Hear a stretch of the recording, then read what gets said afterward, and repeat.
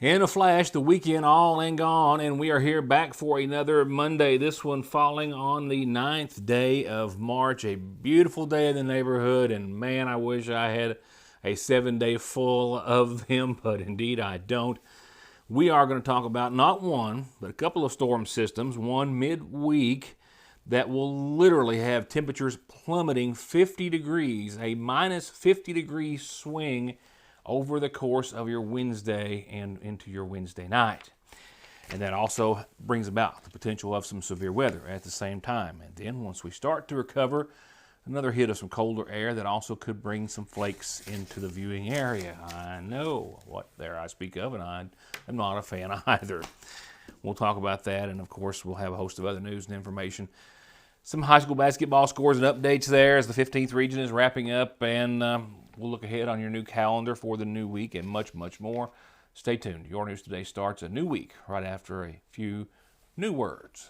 Regardless of the season, there are always incredible gift ideas at the seasonal shop, from your favorite hometown and college team to, of course, Candleberry Candles, a full line of Tyler Candle Company products, one of the area's largest selections of Willow Tree, and as always, one of the best collections of ladies' apparel and home decor, with new spring fashions coming in any day, and a reminder that Easter is just around the corner on April the 5th. So be sure to stop by the seasonal shop in downtown Sagersville.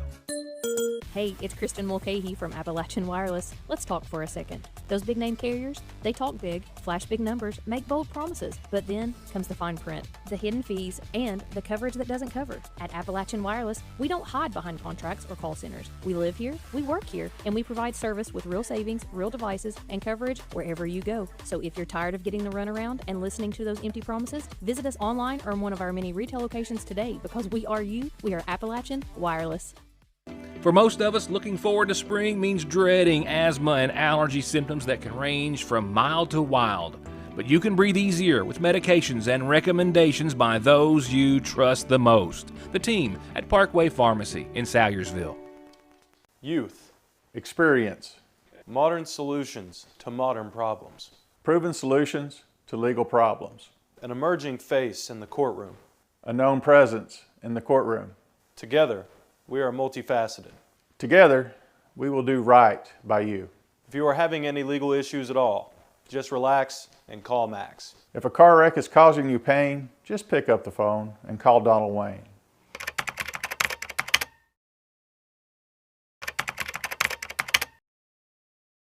A new year often means new inspirations, new goals, a new focus on your health and well-being, and nowhere is that more important than Fraser's Prater Drugstore.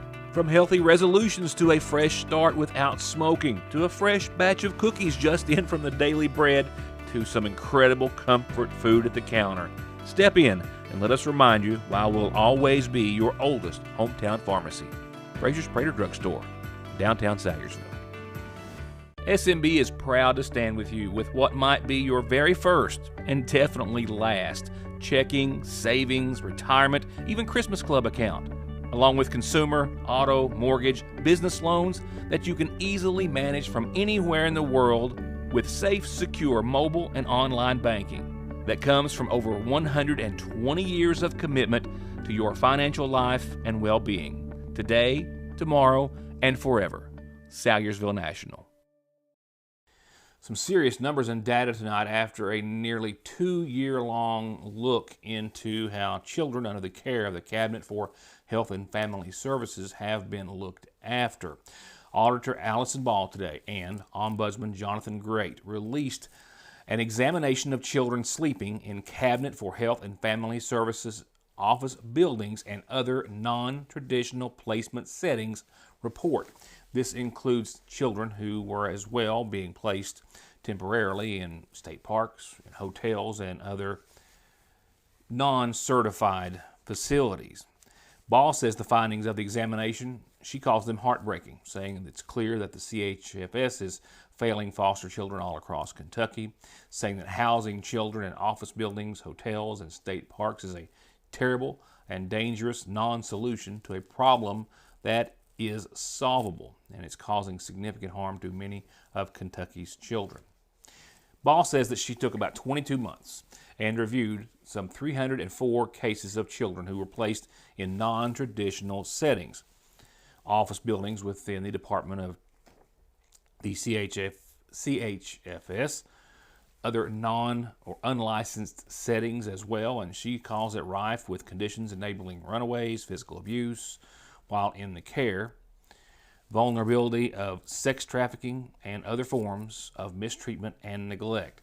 And she listed a series. The report itself was 129 pages long, but in summary, she did list several examples, one saying that of the 304 kids, 17 children were 6 years of age and under, and 4 of those were infants under the age of 1, that the population of children in non-traditional placements ranges from those without prior placements or serious diagnoses to those needing extensive supervision and medical care, that 83 children with suicidal thoughts and behaviors were housed in office buildings without documented psychiatric care, suicide-safe design, or trained clinical supervision, and that children with suicidal thoughts or tendencies possibly were placed in non-traditional settings for an average cumulative stay of longer than 1 week, which is longer than the average stay of children without noted increased risks of suicide.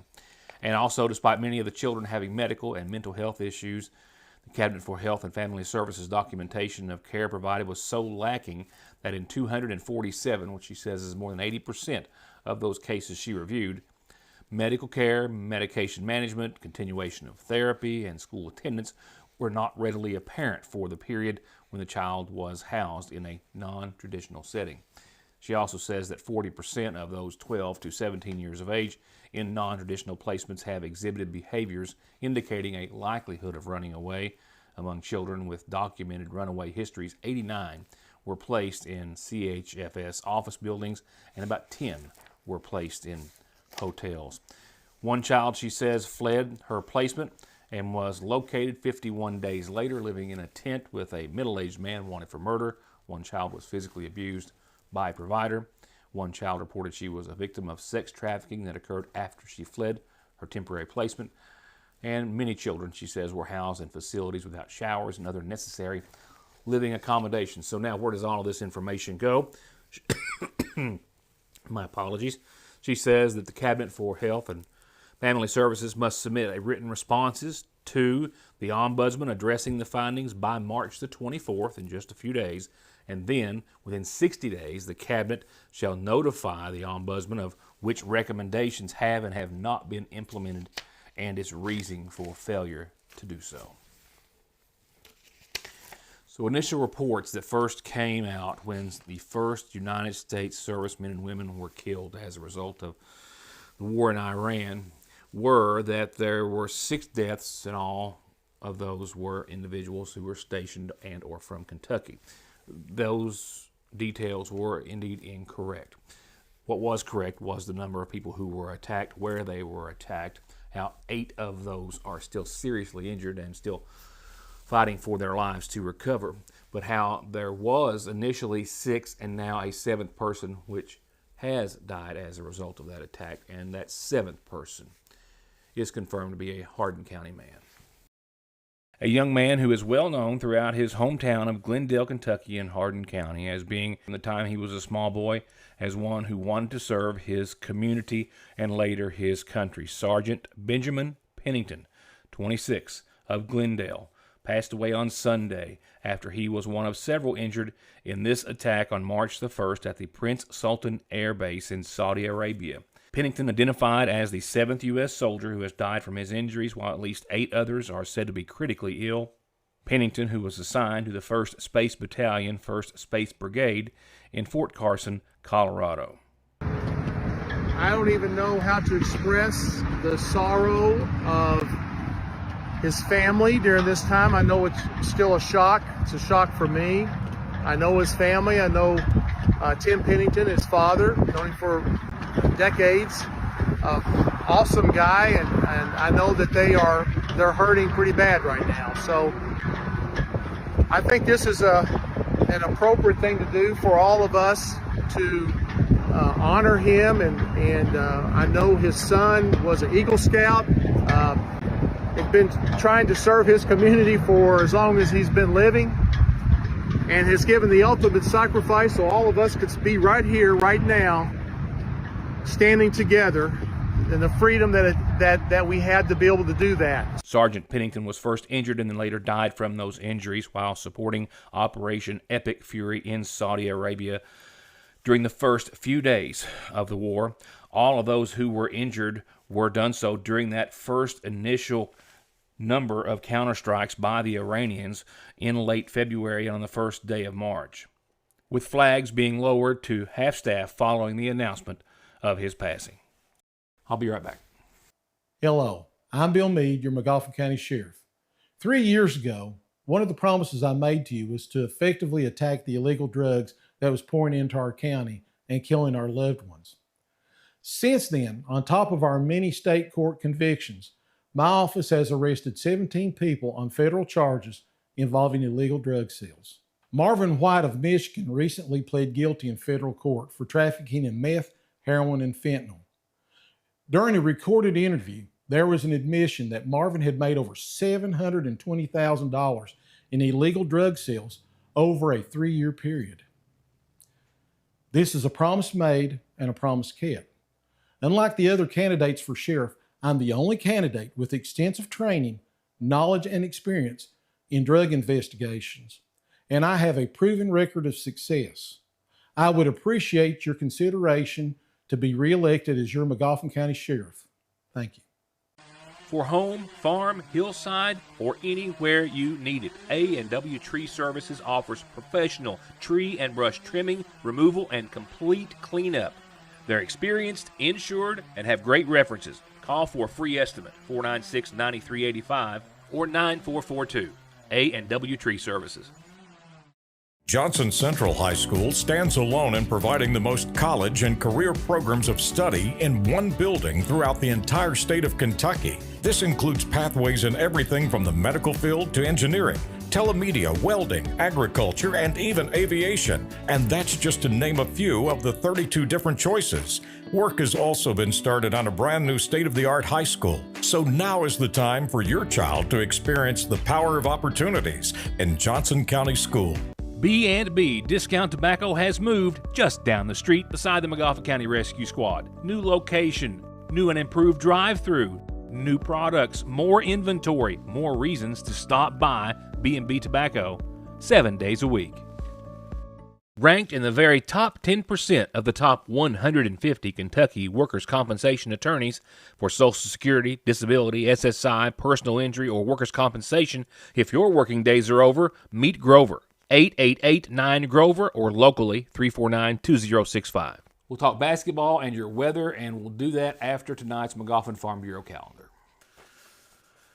The next regular commodity day for the Water into Wine Food Pantry over at the Lakefront Church of God falls on the 18th, so that is a week from this Wednesday. Just a little FYI out there. We'll remind you on and off between now and then. Their Senior Pantry Day will be a week from this Thursday on the 19th, and for both days, their hours are still 9 to 11. And if you have any need for any updates in between, you can call 349-6301 or check their Facebook page. If you have any need for a calendar announcement, birthday or anniversary, well, my Facebook page or any way you can get it to me will work, and we will certainly tell everyone about it. Funeral service announcements provided nightly by the McGoffin County Funeral Home, and since I saw you last Friday, services have now been set for this Wednesday morning, beginning at 11, for 49-year-old Alan Skaggs. Alan passed away Thursday in Johnson County, the son of the late Charlie and Emma Ruth Ward Skaggs. He's survived by his wife, Gingy and Caldwell Skaggs, his brothers Tony and Dwayne, nieces and nephews Haley Miller, Hannah Sparks, Christopher Caldwell, Colton Caldwell, Storm Caldwell, Kobe Hicks, and his special fur babies Ryder and Kirby. Services again start Wednesday morning at 11 from the McGoffin County Funeral Home. Visitation will be tomorrow night from 6 until 9. 71-year-old Elwood Gasparrick of Limestone Branch in Sagersville passed away Sunday. The son of Milton and Cassie Arnett Gasparrick. Those are left to mourn him include his brothers James and Parker and CB and Ronnie, as well as his sister Rosie Gasparrick, a special friend, Brenda Sue Lewis, and a host of family and friends. Funeral services will be Wednesday morning at 11 from the Sagersville Funeral Home. Visitation will be at the Sagersville Funeral Home Tuesday evening after 6. And lastly tonight, 73-year-old Junior Carty of Lexington, but formerly of McGoffin County, passed away Saturday at his home. The son of the late D.M. and Yvonne Jackson Carty. He's survived by his wife, Charlotte, son, Derek, daughter, Julie Sexton, and sister, Gwen Short, as well as 2 grandchildren, Shelby Sexton and Lydia Sexton. In addition to his parents, Junior is preceded in death by a daughter, Stephanie, and a brother, Anthony. Services will start Thursday at 11 that morning, with visitation being Wednesday evening after 6 o'clock at the McGoffin County Funeral Home.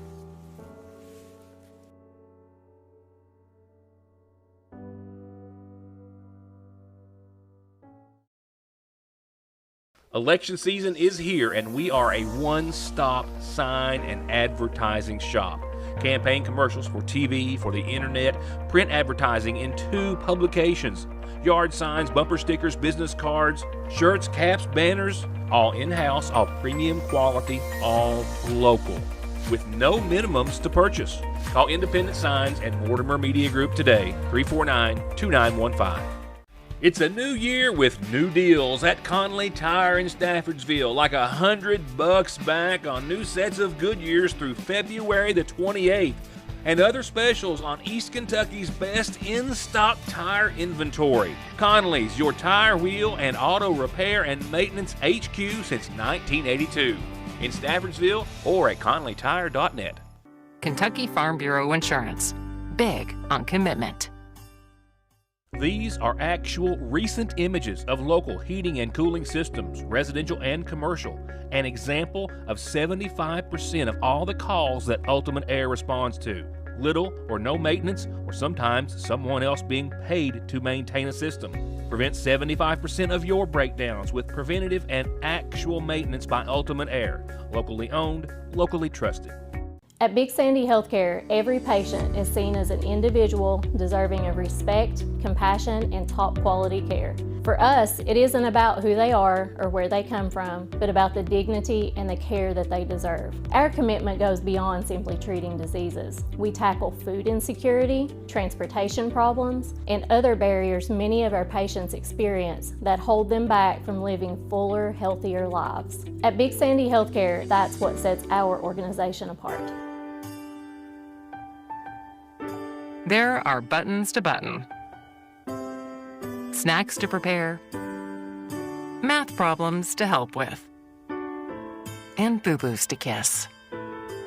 If you have people who need you, you need life insurance. Talk to a Kentucky Farm Bureau agent about a policy that protects the ones you love.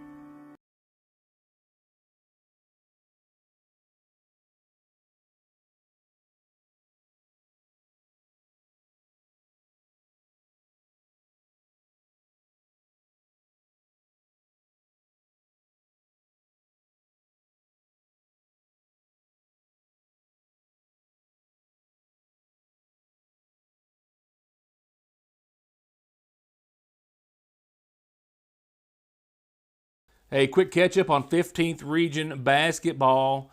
Pikeville and Central, and Pikeville and Central. That's how the 15th Region Championship brackets fell, with one of them already filled in. The Lady Panthers of Pikeville are headed to the Sweet 16, their first trip ever to Rupp Arena, this after taking out Johnson Central and the Lady Eagles in the 15th Region Championship, which they had not done during the regular season. The Lady Panthers had fell to the Lady Eagles on 2 occasions during the regular season schedule, but not Saturday night in the Appalachian Wireless Arena. Final score was 59-52 for the championship, with Kylie Alvin knocking down 33 points on her own to help get the Lady Panthers to Rupp Arena. So that means Pikeville will now play Notre Dame this Wednesday, 6 o'clock, in the first round of the Sweet 16 at Rupp Arena. While in boys action, tips off at 7 o'clock tonight for the championship there. That's after Johnson Central's boys took out Floyd Central Saturday by 20. And then Martin County fell to Pikeville by 9, setting up again another Pikeville-Johnson Central matchup in the championship for the boys. And again, that one tips off tonight at 7 o'clock for a trip to the Sweet 16.